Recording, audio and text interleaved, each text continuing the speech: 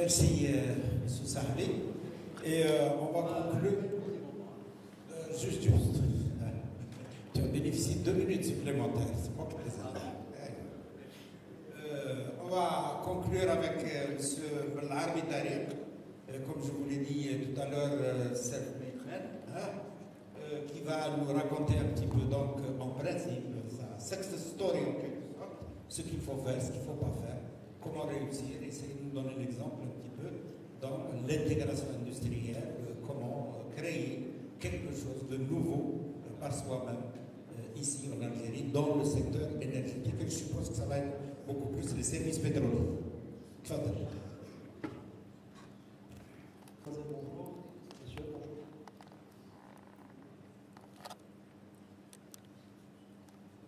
Si tu pouvais te présenter aussi, parce que je ne l'ai pas fait, parce que tous les autres collègues, les gens les connaissent, mais toi tu es nouveau dans le club. C'est exact. Je m'appelle Tariq Belharbi, je suis du secteur pétrolier à Mantes. J'ai commencé en 1989 sur le chantier de Francine. Et je suis là pour essayer de vous faire partager une expérience qui a été vécue durant ma carrière, en espérant que certains points que je vais mettre en avant pourront être bénéfiques pour tirer peut-être certaines conclusions. Je vais faire dans un premier temps dresser un peu la situation des entreprises, des PME qui exercent actuellement dans les villes pétrolières, Francine des autres régions. Et je vais vous proposer quelques recommandations qui, j'espère, seront au moins analysées, en espérant que ça procurera un développement pour notre pays. Si vous permettez, je vais commencer. Ok.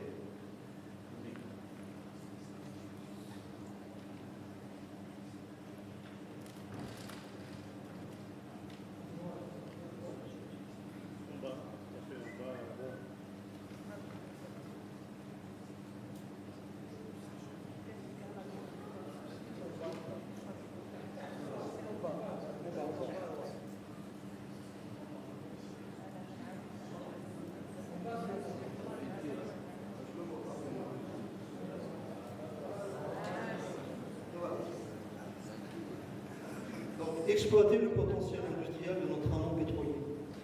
Pourquoi et comment faire de l'amont pétrolier un catalyseur de diversification industrielle bâti sur un réseau fort de PME algériennes. Les petites et moyennes entreprises activant dans le secteur pétrolier algérien font face à un environnement difficile et complexe, ne permettant pas le développement de leur activité au moment où les pressions sociales ne cessent d'augmenter dans les régions où cette industrie est en exercice, en l'occurrence au sud algérien. Notre objectif est de mettre à disposition cette ébauche afin d'entrevoir, comme nous pensons, la floraison d'un tissu industriel par l'éclosion d'un secteur de PME.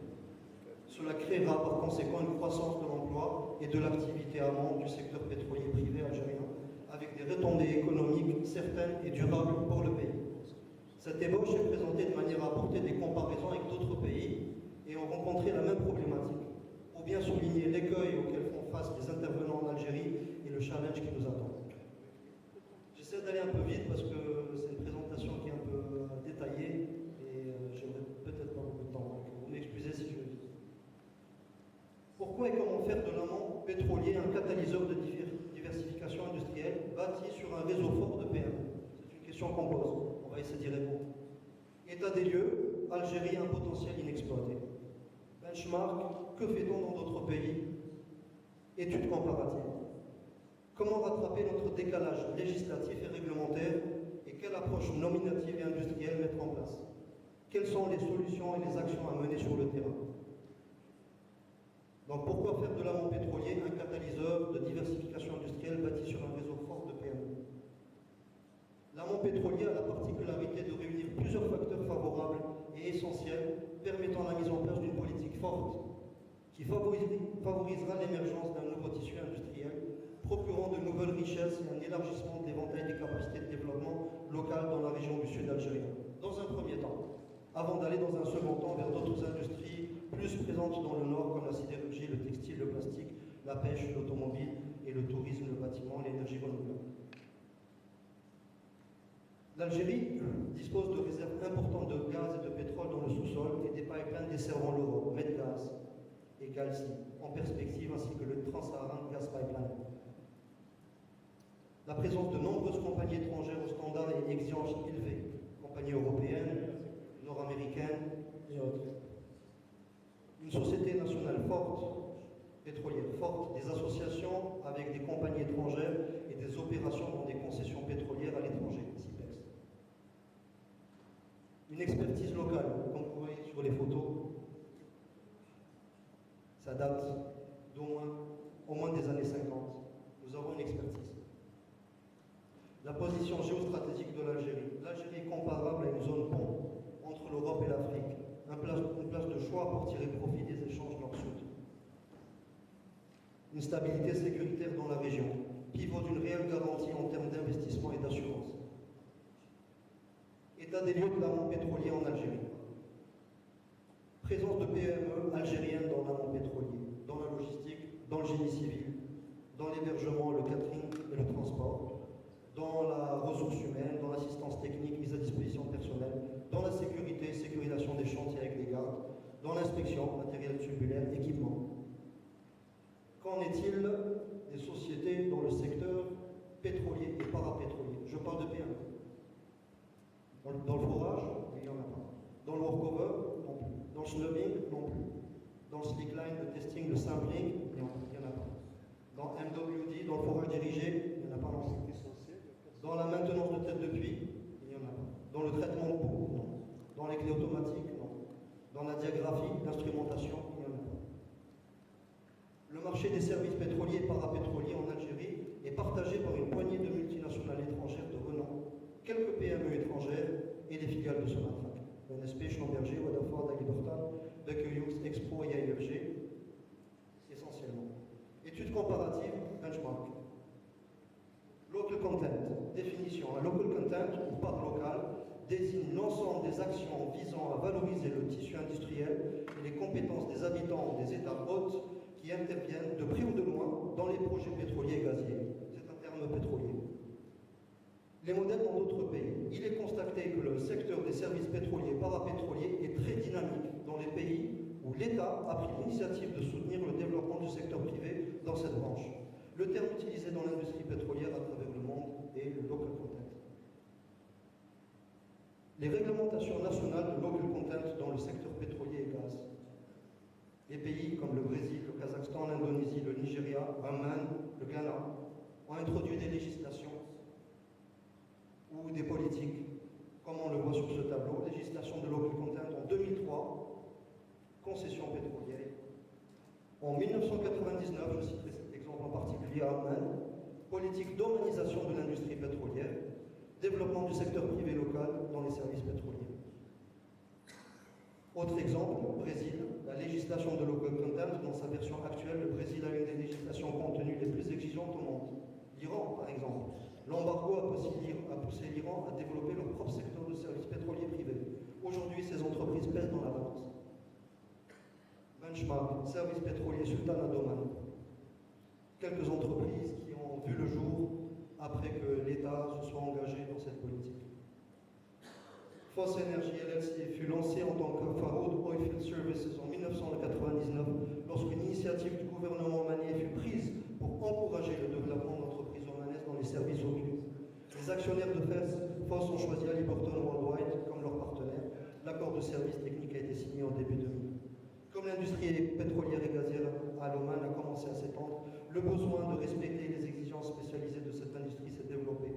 Pour respecter ces exigences, Special Oilfield Services a été formé en mars 1986.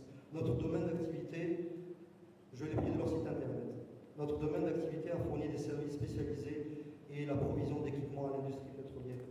Voilà, donc il y a plein d'exemples de ce genre, que ce soit pour Oman, que ce soit pour le Ghana, que ce soit pour le Nigeria, dans lequel on voit une multitude de sociétés privées qui sont là pour épauler les grandes sociétés en place et qui sont donc gérées et soutenues par des locaux qui ont l'expertise. Je ne vais pas m'attarder trop sur les exemples, il y en a plein dans le monde, et je vais passer à la conclusion.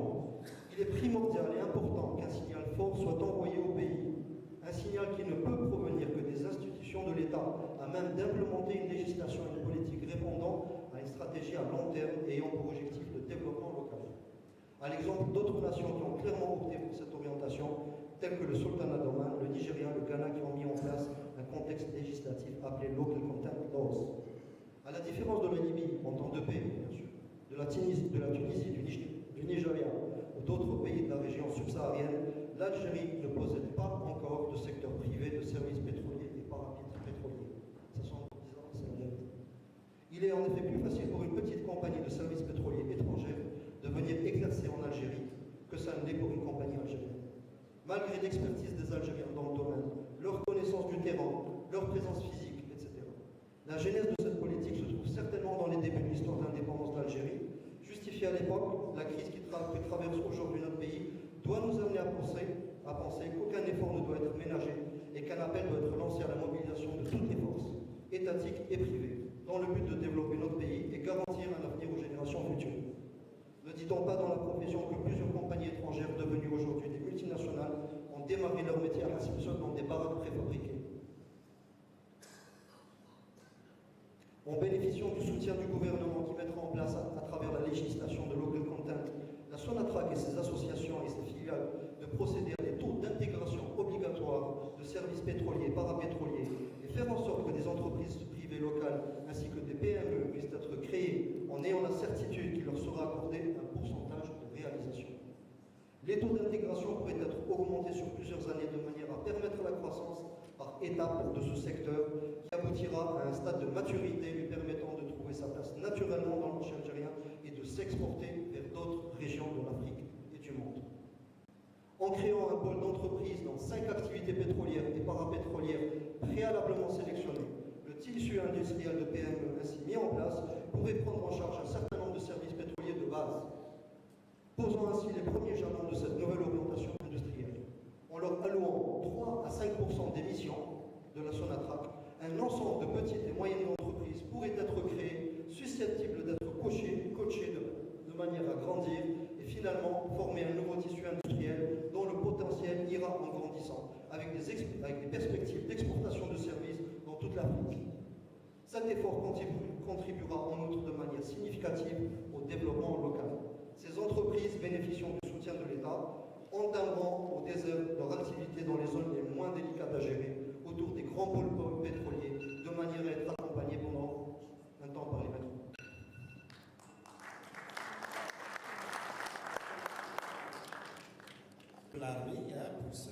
Vous avez été dans le temps aussi. Bien. Donc, mesdames, messieurs, vous venez d'écouter 5 interventions, enfin une keynote speaker, 4 panélistes. Vous avez dû constater qu'on n'a presque pas parlé d'intégration industrielle, de transition énergétique. On a beaucoup plus parlé d'industrie dans les hydrocarbures, plutôt les services pétroliers. Bon, pour une raison assez valable, le Soubreur l'a dit tout à l'heure, en 2040, de toute façon, ce sont les hydrocarbures qui assureront l'essentiel de l'énergie que nous consommerons. Ça ne veut pas dire qu'il ne faut pas faire des énergies renouvelables. Je vais essayer de résumer rapidement, un petit peu, juste pour vous réveiller, pour que vous puissiez participer au débat, ce qui a été dit. Donc, je vais commencer peut-être par... moi, j'ai relevé 2 contradictions un petit peu, qui, j'espère, vont vous inciter à poser des questions à M. Breur, quand il parle de... Il y a une crise pétrolière, etc. L'Algérie a vu son marché gazier baisser de 16 à 8% en matière d'exportation. Et sur un autre côté, ici à l'intérieur, tout le monde dit qu'il faut sortir de l'économie pétrolière, c'est-à-dire de la rente pétrolière, et aller vers quelque chose d'autre. M. Breur, durant tout son truc, n'a pas arrêté de dire qu'il faut renforcer son Sonatrach, il faut que Sonatrach soit la locomotive, il faut ceci, il faut ceci. Ça veut dire que Sonatrach est un peu bled, quoi. Je sais pas moi, d'un côté, il faut qu'on sorte de la rente pétrolière et d'un autre côté, il faut qu'on renforce Sonatrach. Moi j'aurais aimé personnellement voir qu'il faut renforcer plutôt son gaz pour créer une nouvelle entreprise dans ce secteur. Par la suite, M. Rebah nous a il a insisté sur la dimension technologique et d'innovation, c'est-à-dire pour que la transition soit en quelque sorte le vecteur dans la transition énergétique et la transition industrielle en même temps. Donc, et là, tout en appuyant et tout en confirmant, plutôt en insistant que c'est une opportunité qu'il faut développer, une opportunité pour développer le partenariat. Par la suite, M. Crissat et M. Sahbi nous ont parlé donc des services pétroliers surtout, un petit peu de formation quand même avec M. Sahbi. Donc, notamment, alors, l'absence inquiétante les succès. M. Crissat a relevé quand même, a signalé plusieurs succès qui ont réussi, mais il a surtout, par exemple, mis sur le doigt sur le problème de l'essaimage, à savoir que l'essaimage, finalement, c'est un esprit rentier, c'est un problème de mentalité. Donc il y a quelque chose à faire là-dedans. Quand on veut faire l'essaimage, c'est l'esprit rentier qui revient et qui empêche d'aller plus loin. Il y a aussi le clé en main qui semble être pratiquement le barrière à l'intégration industrielle et la faiblesse des relations et l'absence même d'un engagement précis entre l'entreprise et l'université qui ne semble pas du tout encourager l'intégration et le partenariat. Et enfin, avec M. Belarbi, donc il nous a signalé en quelque sorte, il l'a cité là tout à l'heure, une absence inquiétante de sociétés de services pétroliers dans les secteurs les plus importants du mois et la nécessité d'un signal très fort de la part des institutions. Voilà, j'ai essayé de résumer le plus possible et ça ne veut pas dire que je donne la parole au truc, je ne vous demande pas d'intervenir, on va laisser la salle plutôt poser des questions ou faire des recommandations, mais 3 minutes, pas plus. On ne veut pas de discours, on veut des questions, on veut des recommandations, de façon à permettre aux panélistes de revenir et ainsi de suite. Fadal, monsieur. Notez qu'en fait, il y a des contraintes majeures que l'on prend en fait dans une stratégie d'intégration industrielle. C'est un problème d'abord d'accès au marché. L'accès au marché, c'est en fait un peu les conséquences de toutes les politiques ratées d'essaimage. Et là, je ne pense pas que l'essaimage est en fait une façon de continuer à développer une politique. L'essaimage, c'était permettre à son attaque de revenir à ses luttes et de créer le tissu industriel qui nous manque. Et le problème, c'est que si on ne fait pas l'essaimage permettait de donner un marché. Donc, c'est l'histoire de l'œuf et de la poule. Comment peut-on créer une entreprise si elle n'a pas un marché? Avec l'essaimage, on permet de sécuriser l'entreprise qui a été créée pour une période, après de voler de ses propres ailes, faire à ce moment-là un tissu d'entreprise qui, par fusion, allait permettre de créer ces grandes entreprises. À ce moment-là, ce seraient des approches par pôle technique. Ça, c'est pour l'époque. Maintenant, l'autre point, c'est que la stratégie d'industrialisation a aussi échoué parce que le constat qu'on avait fait, c'est qu'il ne peut pas y avoir d'intégration industrielle sans ingénieurs.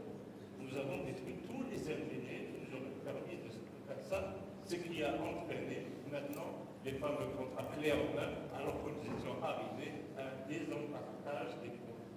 Alors, c'est un peu comment maintenant, et c'est la question que je vous pose, comment peut-on faire pour pouvoir aller dans ce sens? Ok. Si.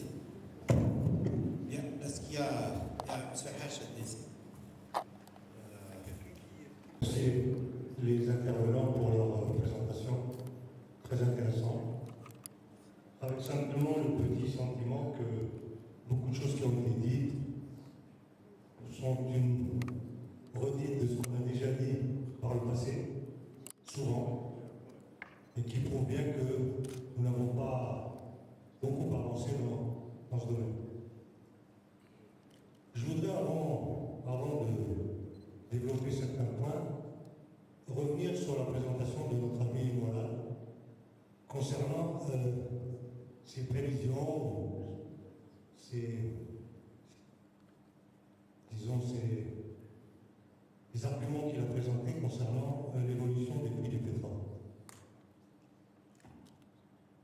Je pense que on reconnaîtra tous que notre pays, notre économie, restera encore, malheureusement, quelques années, sinon plus, dépendante des revenus pétroliers. Ça, on est tous conscients, on n'ose pas le dire, mais on le sait tous au fond de nous-mêmes, que malgré tous les efforts, on restera encore pendant quelques années dépendant du zéro carbone. Il faut tout faire pour en sortir, évidemment, mais il faut être réaliste. Donc il est important, dans la définition de toute nouvelle stratégie, de savoir ce qui nous attend en termes de revenus pétroliers. Parce que c'est sur cela que reposera beaucoup des programmes qui sont engagés aujourd'hui. Rappelez-vous, les énergies renouvelables reposent sur un fonds alimenté par 1% de la fiscalité. Ça veut dire qu'aujourd'hui, c'est en fait un demi-pourcent, si ce n'est un tiers. Donc, bon.